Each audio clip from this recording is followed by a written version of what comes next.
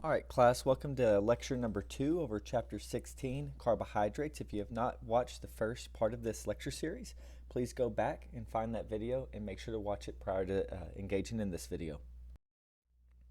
Here's our chapter theme. It comes from Romans 1:25. They exchanged the truth about God for a lie and worshiped and served created things rather than the Creator, who is forever praised. Amen.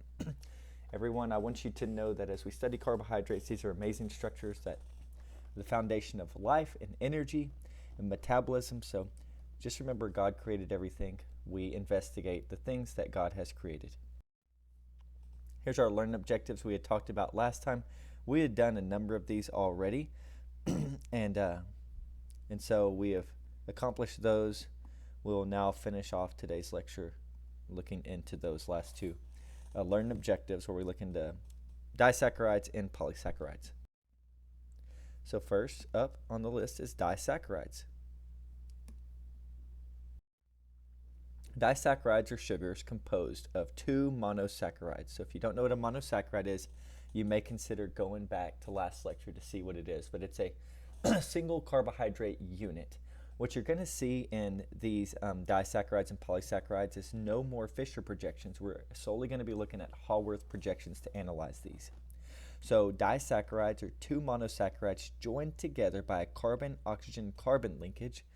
Okay, so carbon, oxygen, carbon. So it looks like an ether, right? And it's known as a glycosidic linkage. So here's what a glycosidic linkage looks like. So you may recall that was the anomeric carbon from last lecture.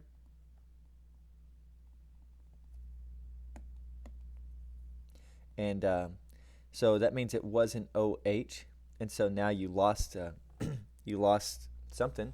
We'll look more into what it is. It turns out you're going to lose water to form these bonds, H2O. But so what it does is it finds another monosaccharide and joins together, and so this is called the glycosidic linkage or glycosidic bond. So the O in the linkage that used to be the OH in the anomeric carbon is pointing up, like the group on the carbon 5. Meaning this is a beta linkage. What does all this mean? Okay, remember beta is up because birds are in the air, so notice that that is clearly up, and so that makes the anomeric carbon a beta linkage. Okay, a beta linkage. Here's the structure of maltose, our very first disaccharide we're going to take a look at. I don't want you to memorize this structure, but my question is it a reducing sugar? And so what you got to look for is, does it have an anomeric carbon with an OH on it? And right here is an anomeric carbon. It does not have an OH attached to it. It has a carbon and it has an oxygen that's not an OH.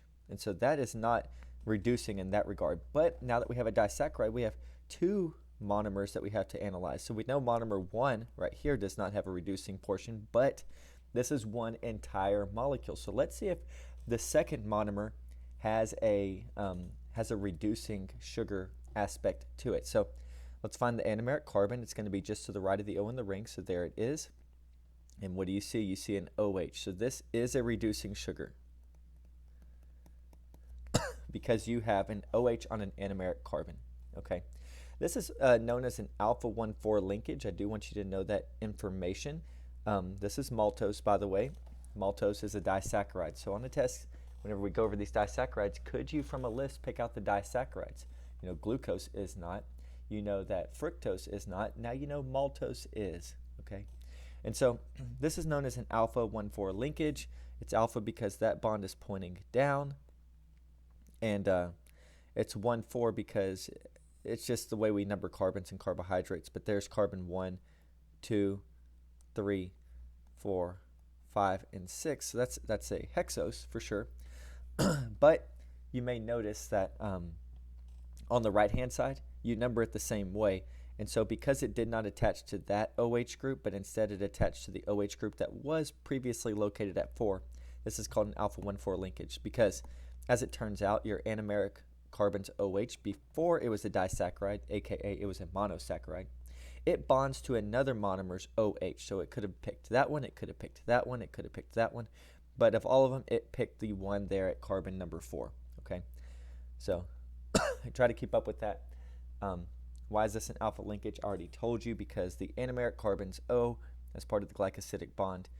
It is alpha in terms of how anomeric linkage. It's an alpha anomer. All right, lactose is our next disaccharide. Many adults and some children suffer from a deficiency in an enzyme known as lactase. Now, you may recall from the previous lecture that I told you that carbohydrates tend to end with OSE, so that's one way you can know that I'm talking about a carbohydrate is if it ends with OSE for the most part. And enzymes typically end with ASE. So what lactase is it's an enzyme, which is also a biological catalyst. We will get into this later on in this course. But what it does is it serves as a function, right? It has a function, and what it does is it breaks apart lactase into its monomer units. And it does it fast because it's a catalyst, okay? Catalysts, they increase the rate of a reaction without themselves being consumed, okay? So lactose intolerance, which many people have, is the inability to digest lactose found in milk and other dairy products due to a deficiency. Sorry for changing colors on you, class. Deficiency of the enzyme lactase. Okay, so you ingest lactose, it needs to be broken apart, but your body doesn't have the enzyme that can actually accomplish that task. That's a problem, right? And so here's another genetic disorder I wanted to talk about, galactosemia.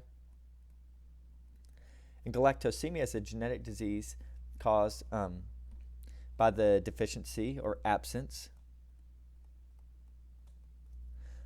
of one of the enzymes needed to convert galactose to glucose. Okay, so think of lactose as this. It's a galactose unit joined by that glycosidic bond to a glucose unit, and that makes the disaccharide. Now what happens is lactase can then break that apart into galactose and glucose whenever it's cleaved in half. Okay, and what you may remember from last lecture is that the galactose needed by the human body for the synthesis of lactose is obtained by the metabolic conversion of D-glucose to galactose. And so what that's saying is if I need lactose in my body, I can convert glucose to galactose. Okay, and then put those two together, and now I just made lactose. Now also this can go in reverse, okay? And so you can also break apart lactose like I just showed right here, and then you get a galactose unit and a glucose unit. Glucose is your main energy molecule for a process known as glycolysis. And galactosemia is whenever you break down lactose, that's great, but then you cannot convert galactose into glucose. Okay, I just talked about glucose going to galactose in order to make lactose. Now I'm talking about the breakdown of lactose to galactose and glucose, in which you cannot turn the galactose into the glucose, which is a problem. Okay. So here's the structure of lactose. Like I said, it's made up of a glucose unit and a galactose unit, and it's known as a beta-1,4 linkage. Okay, I've already explained what 1 and 4 means. It's just the connectivity because the OH that was attached to the carbon I just put a dot on. Could have chosen that OH or that OH or that OH, but instead it chose the one over here at 4. It got lost as water, and it's beta because you notice the O is pointing up and birds are in the air, so B is up. Okay. Is this a reducing sugar? Well, not where I'm pointing here at the glycosidic bond, but yes, right here, because this is indeed an anomeric carbon. You need to look at the position 1 on the ring, which is just right next to the ring. And that's an anomeric carbon right there, and it bears an OH. And so what you're looking for is a carbon right next to the O that bears an OH right there. And so yes, it is a reducing sugar.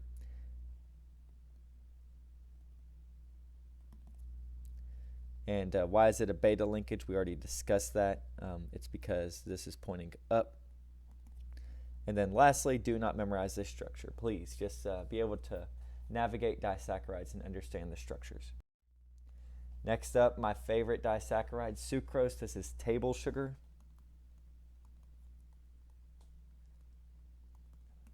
And yeah, I'm a big fan. Most Americans are, right? And so here's the structure of sucrose. It's made up of glucose and fructose.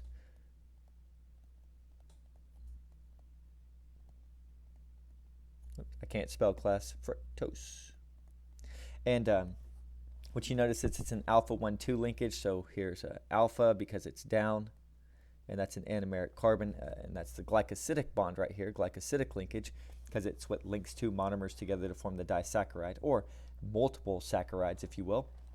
Now, the question is this a reducing sugar? And the answer is no. This is your one saccharide that's not a reducing sugar that we're going to talk about in this class. And so, why is it not? Well, the quick answer is because you notice that it is a 1,2 linkage. Now, what does that have to do with anything, right? Well, it means that carbon 1 is bound to the OH that was at carbon 2 here on this fructose ring. Now, look around. Just examine this molecule. In fact, look at the O in both rings. Now, ask yourself, where are the carbons right next to the O? I'm going to point them out. Here's a carbon next to an O. Here's a carbon next to an O. On the right-hand ring, here's a carbon next to an O, and there's a carbon next to an O. Do any of those possess an OH directly attached to it? No. That's not an OH. That's not an OH. That's not an OH. That's not an OH, and that's not an OH. That neither. So this is not a reducing sugar. So the strategy for determining if something's a reducing sugar is, number one, if it's a monosaccharide, all monosaccharides are reducing sugars. Number two, if it's a disaccharide, you want to look at the molecule and find each carbon that's attached to the O in the ring, left and right, or rings. And then if there is an OH attached to that O, it is going to be a reducing sugar. If there's no OH attached to that carbon that's right next to the O, you don't have a reducing sugar, okay? AKA a non-reducing sugar. Don't memorize sucrose, just eat it, class, eat it all up. Lastly, we're going to finish off this lecture talking about some polysaccharides. Polysaccharides are very large polymers, meaning that they are repeating units, okay? Sometimes they're the same molecule over and over again. Other times they're different molecules over again. Homoglycans and heteroglycans, if you've ever heard of those terms, is what I'm talking about. They're composed of tens to thousands of monosaccharides joined together through glycosidic bonds or glycosidic linkages. They are non-reducing carbohydrates, so they do not react with Benedict's reagent,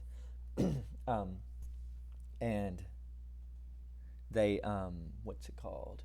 Yeah, they just don't have any free OHs because they're repeating units time and time again. And so just know that polysaccharides are non-reducing sugars.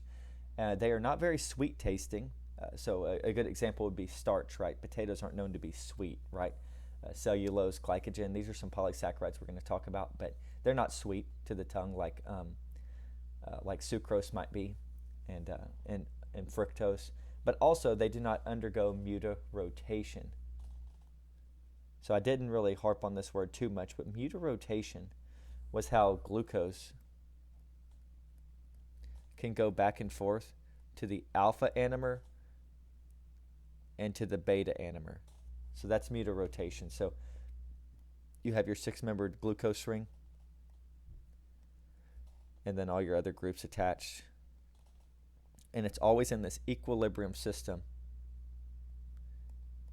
where it can interconvert to the OH and the H. So this would be the alpha and that would be the beta. And so it's always going back and forth. And right in between these Haworths is a Fisher projection, okay? So it goes Haworth to Fisher, and then that Fisher back to a Haworth. And what happens is this particular carbon right here is flip-flopping. Okay, so that's called mutarotation. It might be a good idea to learn what that is for the next test. And so let me do some erasing. Okay, now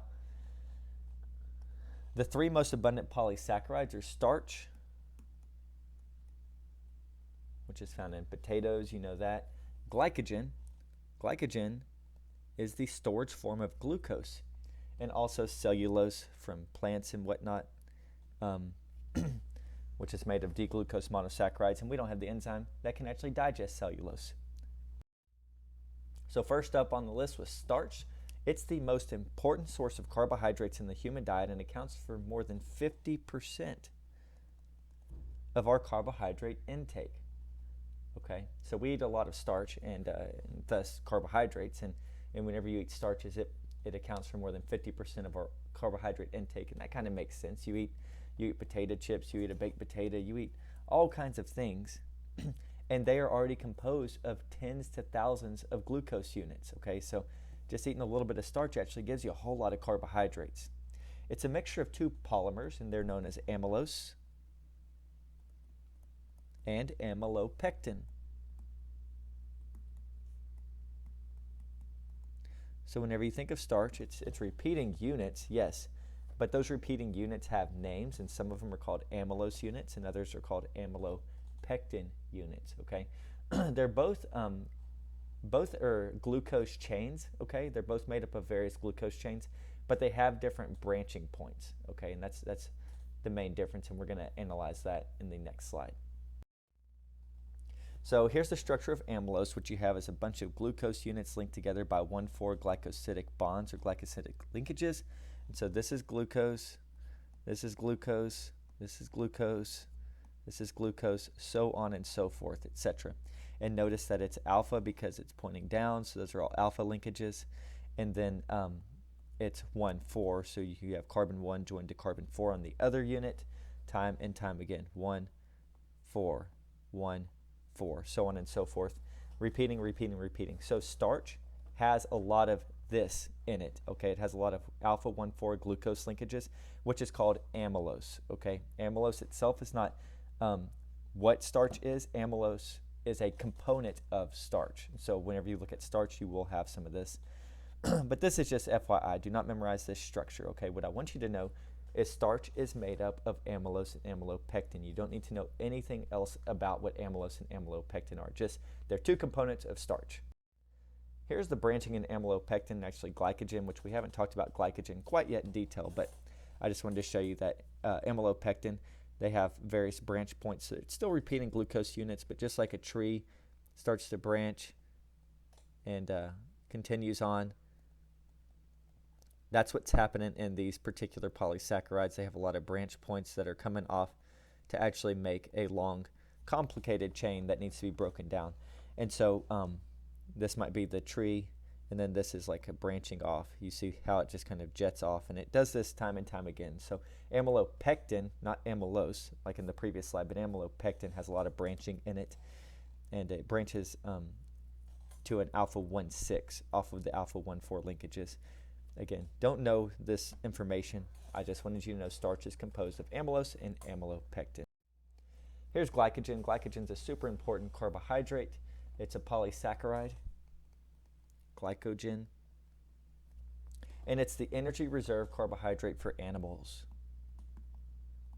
Okay, so you can think of money as a currency, but whenever you want to store your money, you send it to a bank. Okay, what glycogen is it's the bank of glucose molecules. Whenever you think of glucose, I want you to think energy. It's how your body gets the energy it needs. But whenever you have too much glucose floating around, you don't want your body just burning it all up, because that's a waste, right? So whenever your body's not in need of a lot of energy, it gets stored as glycogen. And I think that's a decent way to think about it. You have glycogen and glucose, and to not overcomplicate things, you can turn that glucose into energy. Whenever you don't need that pathway to go, glucose just gets stored as glycogen, and whenever you need more energy, glycogen could get broken down, back down to glucose, and then you can convert glucose to energy. Okay. Glycogen is highly branched. It has 8 to 12 glucose units between branches, and so yes, glycogen is made up of glucose units.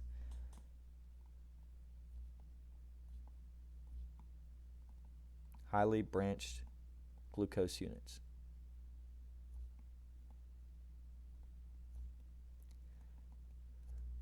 And finally, here is cellulose. It's a very fibrous carbohydrate found in all plants,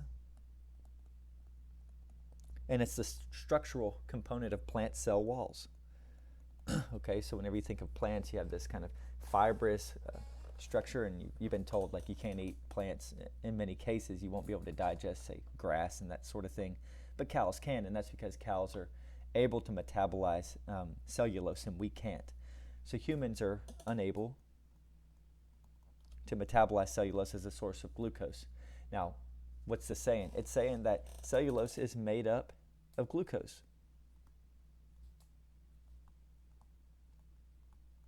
You say, well, Dr. Morris, how come we can metabolize glycogen, which is made up of glucose? We can metabolize starch, which is made up of glucose, but we can't metabolize cellulose, which is made up of glucose. And it is simply because it has very different branching points in different anomers. And so we got to consider that because we don't have the enzyme that can break it apart, okay? Our body doesn't recognize it as something that we can break apart and use, so it sends it off to be excreted, okay? So these are beta 1,4 linkages, okay? And so whenever you look back at glycogen, I didn't actually go over what kind of linkages it was, but you may recall that amylose and amylopectin, for instance, amylose was a 1,4 alpha linkage, okay?